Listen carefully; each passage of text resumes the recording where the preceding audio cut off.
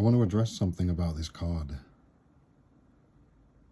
and the politics that have been going on surrounding the Magic the Gathering release of the Lord of the Rings Magic cards.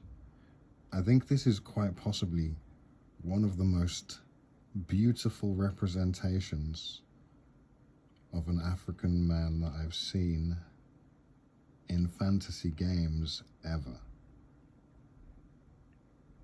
And that's all I'm interested in. You know, I'm aware that the books were written at a time when racial equality and diversity wasn't a thing, and so they're trying to mix up the race of the colors. And like, I think people have forgotten about Magic the Gathering being a game, because a lot of people have been really up in arms about the politics of race swapping, and it's usually people of a European descent who have been adamant about the idea that it shouldn't have been.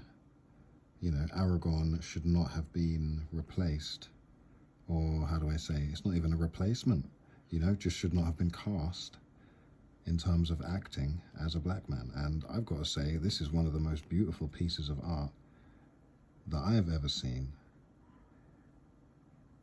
And the fact that fantasy games are beginning to represent African people is great to me. And on some level, I have absolutely no issue with the idea that they would want to swap out a character's race so that people feel included, because to be honest with you, feeling included in Magic the Gathering as a black person is not easy, especially if you go to local game store events.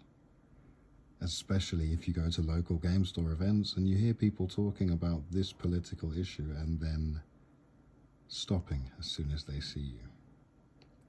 Which hasn't happened to me, but I'm sure, you know, that's the kind of issue that this kind of debate brings up. And I wonder if we could collectively just bring it back to the idea that it's a game for us to feel connected to our fantasies.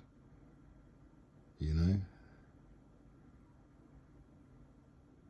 I think it would be hard to look at this piece of art unless you had some kind of inner prejudice that made you angry, and not just appreciate it as an amazing work.